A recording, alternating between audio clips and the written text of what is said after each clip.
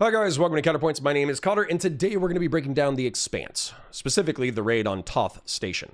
It is one of the best executed near-future hard sci-fi action sequences I have ever seen, and it's something that I actually go back and watch just because I love it so much. If you have no idea what I'm talking about, I strongly recommend you go watch previous episodes because there's simply too much to break down for a setup. However, I will try to give you the bare minimum to get you into the action.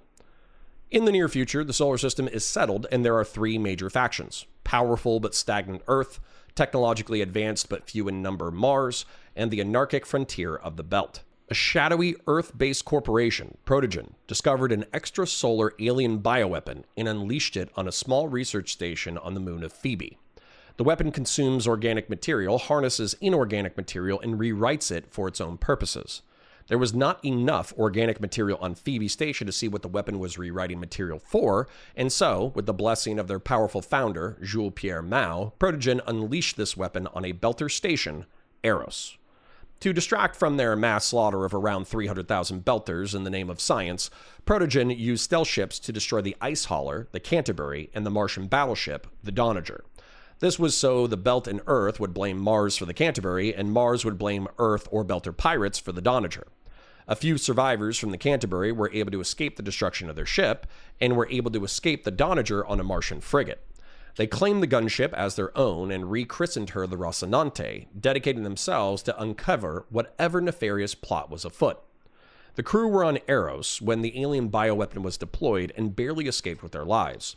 During their escape, they spotted a transmission from a stealth ship to a radio-quiet spin station Protogen had fittingly named Thoth. Thoth was the Egyptian god who weighed human souls before they passed into the afterlife, and it is on Thoth that the mass slaughter of Eros and the effects of the bioweapon are being studied. Infuriated and terrified by these events, the Rocinante crew, an ex-cop named Miller, and an ex-Earth Marine, now Belter power broker Fred Johnson, are committed to raiding Thoth Station. They hope to uncover the plot and bring its perpetrators to justice. First, though, Fred Johnson needs to recruit warriors for this mission. Expecting heavy resistance. I need 50 people with combat experience. They'll get top hazard pay and first dibs on the new equipment contracts. People have those contracts for 3 years. Anytime somebody else get a go at the tit. We'll honor those existing contracts, but we'll be adding 30 more positions to the Nauvoo. The rest will come from other bids. All new work. Yeah, go on, Koyo. Keep licking the otter's hand. Maybe he toss you a few more scrap from his table. It's not lost on me that Black Sky resents my position here. But trust me, now is not the time for factions or debate. There's OPA. And there's OPA. You're just an Earther playing Belter.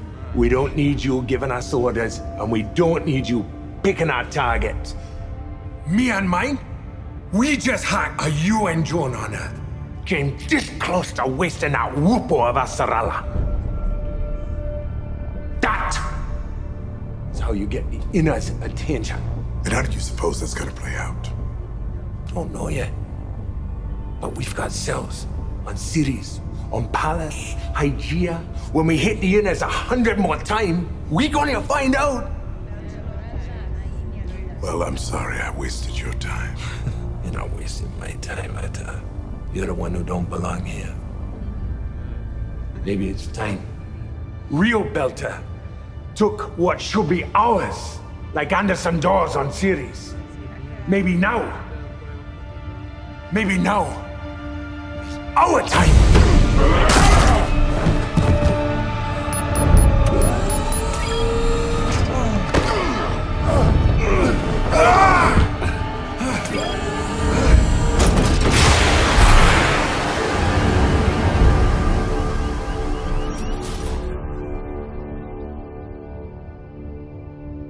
What happened in Eros wasn't a plague. It was a genocide on Belters, done by those who think we're weak, divided.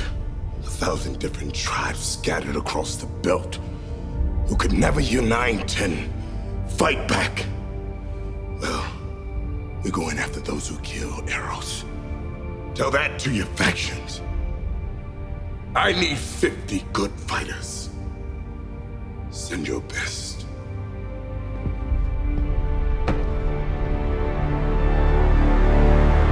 Belt is an anarchic frontier of proletarian workers sweating, bleeding, and dying in the vacuum of space to unlock the riches of the outer planets and asteroids. While there is arguably more freedom in the Belt, there is also substantially more danger. The Earth and Mars-based corporations, who have enough wealth to fund these mining ventures, routinely treat Belters as inferiors and disposable and give them a paltry fraction of the wealth generated. This has bred interplanetary resentments over the centuries. Fred Johnson was a huge figure in keeping the quote-unquote inners boots on the necks of Belters. He was an Earth or Marine commander responsible for cleansing the Belt of pirates. Towards the end of his career, he successfully raided Anderson Station and killed 173 armed insurgents. However, an explosion also vented the station, killing around 1,000 civilians, earning him the nickname the Butcher of Anderson Station. Fred Johnson received the United Nations Medal of Freedom, the equivalent to a Medal of Honor, but could not shake his guilt. He traveled to the Belt, got drunk in Belter bars, and started fights, almost begging to be killed by those he had hurt. A leader of the Outer Planets Alliance, a terrorist organization with aspirations for politics, Anderson Dawes, recruited Fred and argued that he could be more valuable advocating for Belters than as a dead martyr for Earth. Fred Johnson took charge of Tycho Station, a massive construction spin station, and started advocating for the OPA and the Belt to become seen as a legitimate political faction, an equal player to Earth and Mars, with admittedly mixed results. Many inners view Belters as abhuman, anarchic, violent thugs, and they view the OPA as thieves, pirates, and marauders playing politics to improve their reputation. This isn't totally without merit. The nature of the Belt is that with so many different people on so many different stations and ships, this leads to factionalism both at the station level and at the gang level. Not only do different stations like Ceres and Tycho believe different things, but terrorists, criminal syndicates, and gangs believe different things, like Black Sky, Golden Bough, the Grigas, and dozens or hundreds of other groups too numerous and too small to mention. Fred Johnson wants around 5 squads of men to volunteer to take Thoth Station, but a member of Black Sky objects. Why should an Earther, Belter murdering inner, like Fred Johnson be calling the shots when Black Sky has been taking the fight to the inners and engaging in insurgent warfare for decades? It seems like Fred is on the verge of being killed by the very people he came to recruit when his inner Marine awakens. Fred forgets the politician and diplomat parts of his personality, slams the Black Sky member into the wall, throws him in an airlock and spaces him. Infuriated that he even has to make an argument for all Belters to come together in the face of Eros, he tells the remaining Belters that he needs their fighters and to send them his way. The Belters seem shocked but also impressed with Fred's violence and clarity of vision. Fred gets his fighters and launches an ingenious assault on the spin station using a commercial transport, the Rocinante, and a couple of void-sealed cargo containers owned by FedEx as makeshift breaching pods. The plan is for the Rocinante to pretend to be derelict cargo until they're close enough to fire up their engines so they don't get slagged on the way in. Then the breaching pods will hit the station while the Rossi duels the stealth ship Escort. Plans rarely survive first contact, though. Come on, Hoss. Give me the word. We should be close enough by now.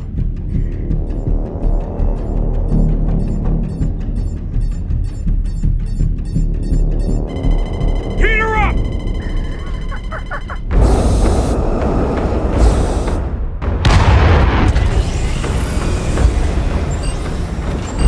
Sensors are up!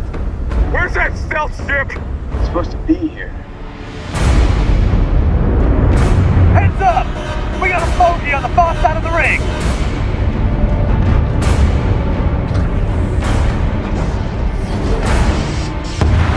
They're going after the Molinari! Shit, I'm on it!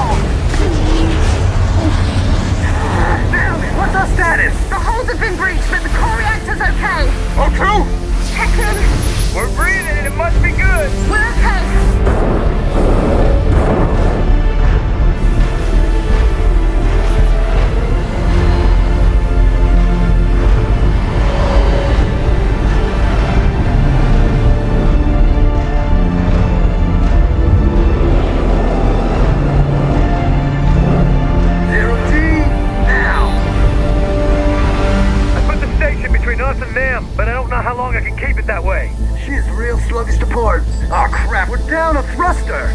We've lost the feed line to number 16. I see it. Inner hole, C9. I can patch that. Amos, stay put. One hard maneuver and you're done. We don't get that thruster back and we're all done. I'm going.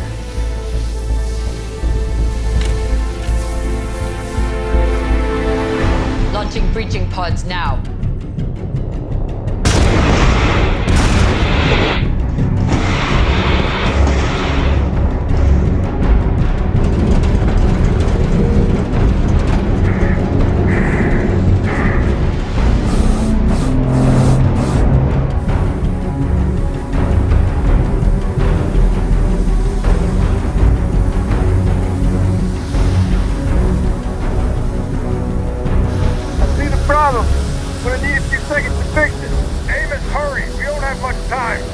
Rocinante, alert.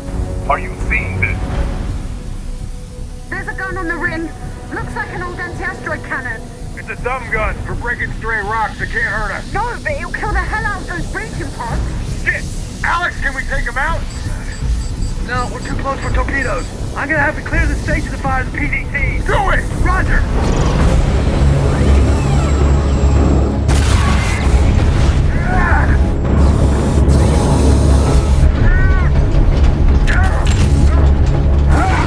What the hell was that? Sorry, partner, that was us getting our ass kicked. God damn it, I need that thruster! Give me a few seconds.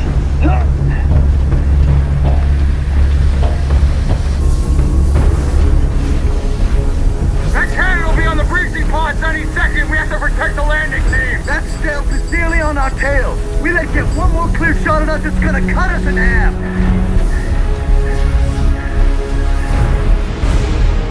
Jim, we gotta move out. Hard bird, now. We do that and Amos is dead.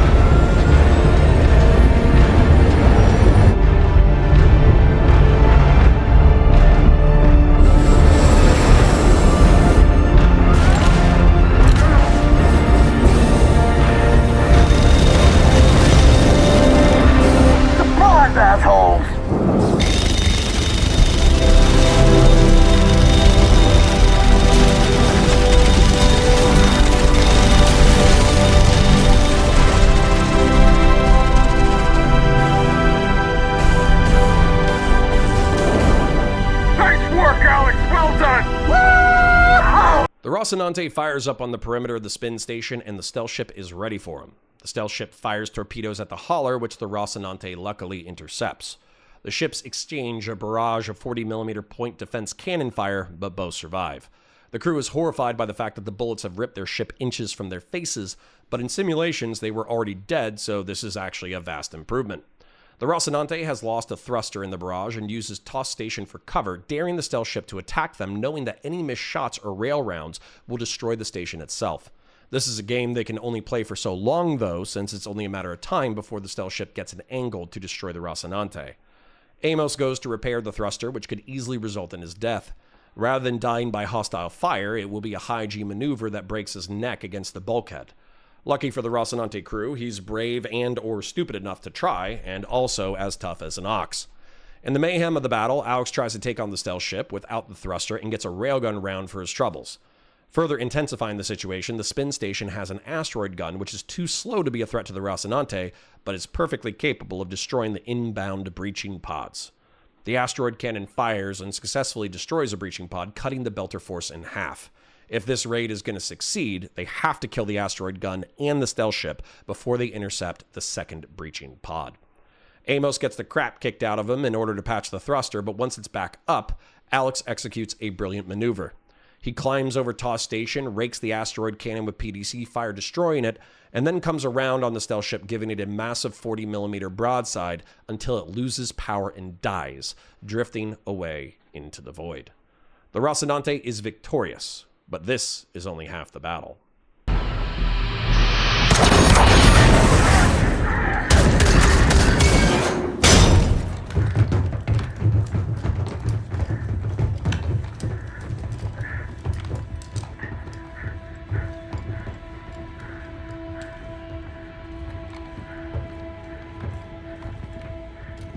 Oh, bumper. Look like nobody home, maybe.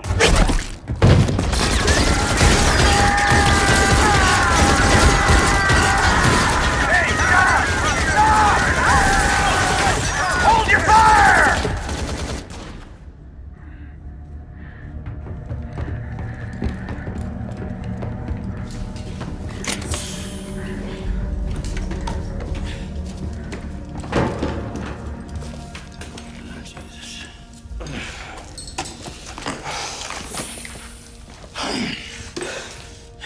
Okay?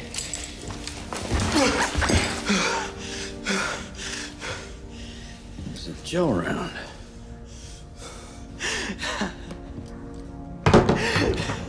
Invincible me!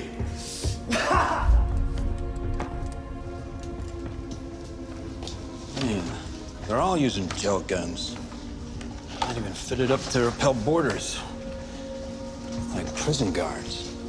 What's the plan, boss man? All right.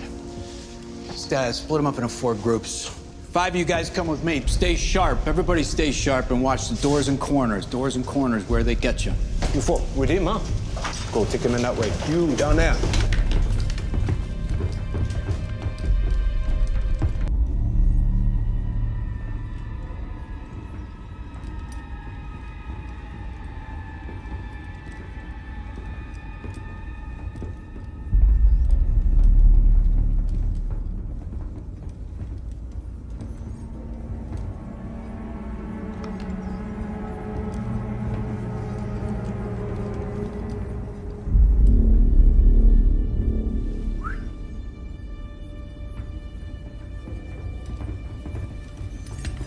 All right, everybody on the floor.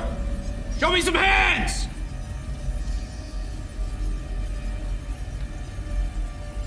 Now!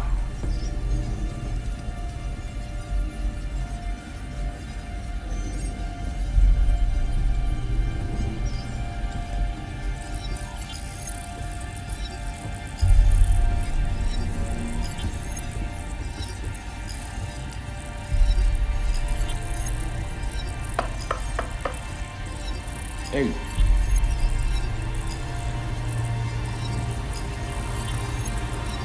Oh, shit, man. Hey. Come on, get up.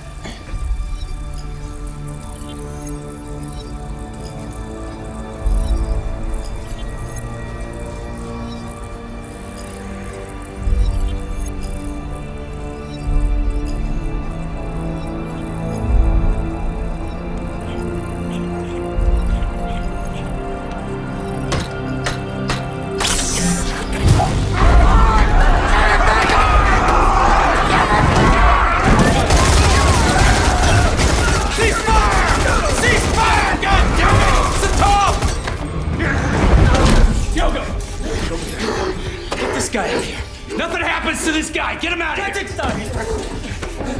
I need these scientists alive, guys. Guys.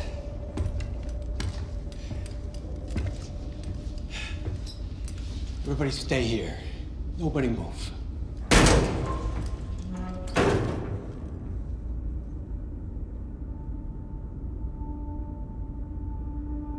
Miller is a Belter ex-cop who was sucked into the conspiracy by trying to track down a missing rich girl, Juliette Andromeda Mao. Julie was the daughter of Jules Pierre Mao, the owner of Protogen, and she wished to protect the belt from the shadowy machinations of her father.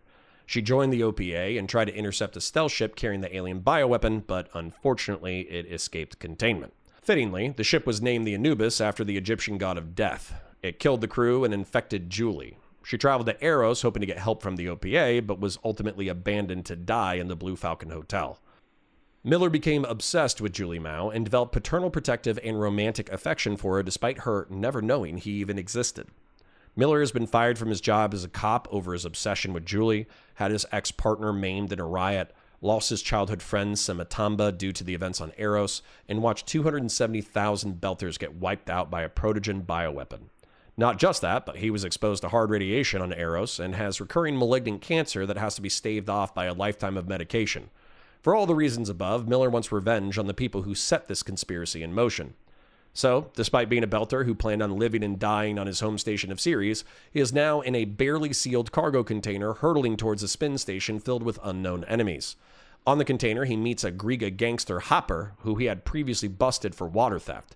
Despite their previous hostility, the teenage gangster promises to look out for Miller in reference to the dangers of space and boarding, and Miller promises to look out for the kid in reference to gunfire. As they breach the spin station, the kid is the first one to take a round to the face, and it erupts in a red mess. The OPA and Belter gangsters are undisciplined and bloodthirsty. They flag each other with their weapons, all fire in the same direction in a panic, and move like frightened teenagers. Miller tries to assert control over them and gets them to cease fire. Luckily, the kid was hit with a riot-controlled gel round and is actually a little bit too excited to be still alive. It appears that the station security was more worried about its inhabitants breaking out than they were worried about hostiles breaking in. Miller and an OPA fire team locate the scientists studying Eros. Once they're unplugged from the data stream, they go feral and attack. Panicked, the OPA slaughtered the scientists, and it's once again Miller who has to reel them back in. He saves one scientist and hands him off to an OPA member he almost trusts, before telling the fire team in a disappointed manner to calm down and not touch anything. While I can't advise clearing a hostile corridor by kicking the door backwards and walking in backwards, Miller successfully communicates paternal disappointment. This prompts a confrontation with one of the architects of Eros, Dresden.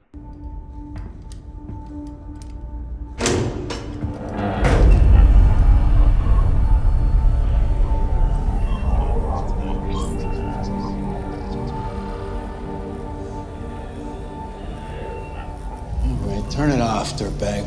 Now's the time for all good men to come to the aid of their species.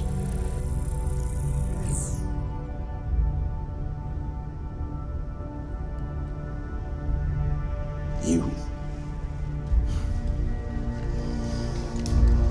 Have we met? Get up.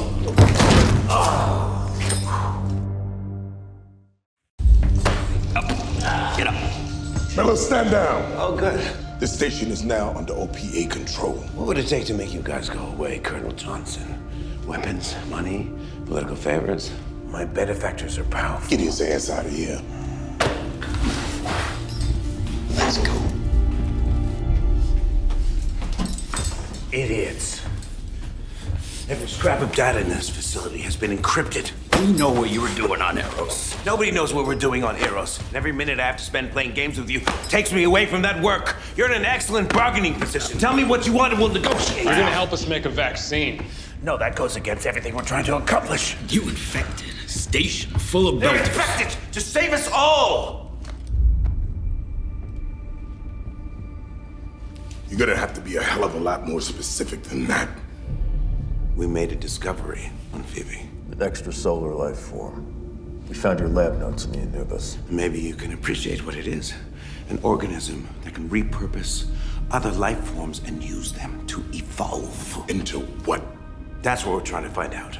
In a controlled, isolated environment that can be sterilized if it gets out of hand. You could have fed it a vat of bacteria. I'm not interested in the cosmic fate of bacteria. The protomolecule is proof that we're not alone in the universe, and our ticket out of the limitations that bind us to these pathetic little bubbles of rock and air. If we master it, we can apply it. Apply it to what? To everything. We become our own gods. Imagine human beings able to live in hard vacuum without a suit or under the crushing atmosphere of a gas giant, or able to hibernate long enough to travel to the stars. And that's why you were willing to start a war? Have you heard of Genghis Khan? He built one of the greatest empires in human history, killed or displaced quarter of the entire population on Earth during his conquests. Today, that's the equivalent of 10 billion people. Eros is hardly a rounding error by comparison. And that justifies all this. Of course it does.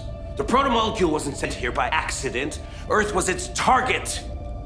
It was sent to hijack life on our planet for its own ends. You can't save Eros. All you can do now is waste the data and ensure that every man, woman, and child on that rock die for nothing. The data will erase itself if anyone other than me tries to decrypt it. Without this work, humanity will be left unarmed, ignorant, vulnerable to an enemy who has already fired the first shot. I don't care who controls the project, so long as I can get back to my work with no restrictions.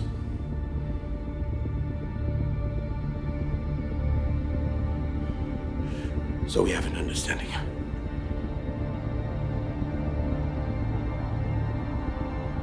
You're gonna need complete access to the data, as well as the names of everyone responsible for setting this in motion.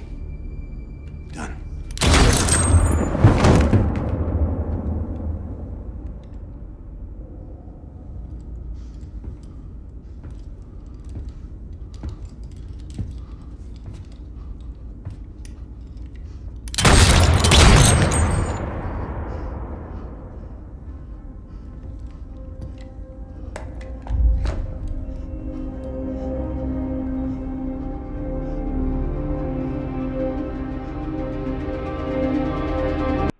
Dresden is aptly named after the firebombing massacre of a German town in late World War II that was arguably unnecessary and immoral. Dresden states flatly that now is the time for all good men to come to the aid of their species, a play on an old typewriting exercise from the 19th century commonly quoted to espouse a shared sense of civic duty. The irony and pompous rhetoric is too much for Miller, so he pistol whips Dresden before detaining him. Fred Johnson and Holden meet up with Miller, and they begin escorting Dresden out while questioning him. Unfortunately, Dresden has a pretty compelling answer for why he was willing to massacre 270,000 Belters. The alien bioweapon, the protomolecule, wasn't designed just to infect and co-opt biological life. It was attempting to build something. The goal was unknown, but small samples of bacteria or animal test subjects were insufficient for the protomolecule to finish its work. It was therefore reasonable to Dresden that there was a hostile alien species somewhere in the cosmos who had already fired a wildly complex and wildly dangerous bioweapon at humanity, and that without mastering it themselves, the human species were inviting extinction. Not only was understanding the protomolecule important for understanding their enemy, the mere fact that a biological weapon was able to rewrite organic and non-organic material to its own ends was a revolutionary technology that could enhance humanity. If studied, tuned, and bent to their will, the protomolecule could make humans not just a biological organism reliant on planets for sustenance, but it could truly unlock the stars by accelerating their evolution into something greater. The protomolecule was simultaneously an existential threat to the human species, and its key to the galaxy. Fred Johnson and James Holden go from wanting to interrogate, incarcerate, and ultimately execute Dresden and his co-conspirators to seeing his utilitarian logic. Fred Johnson is so overwhelmed by Dresden's speech that he even states he might let Dresden continue his research as long as he names his co-conspirators. Dresden seems to relax, knowing that he has correctly communicated the emergency that the human species faces, which is abruptly ended by a gunshot from Miller. Miller then walks up to Dresden's corpse and puts a pair of rounds into his vital organs, guaranteeing he isn't coming back from a med bay. Miller didn't shoot Dresden because he didn't understand his reasoning. Miller shot him because he did understand his reasoning. Everything that had happened, the death of the Canterbury, the death of the Doniger, the deaths of Julie Mao and her OPA crew, the bioweapon being unleashed on Phoebe and then on Eros, had all happened because this shadowy cabal had justified their actions in the name of the human species and the greater good.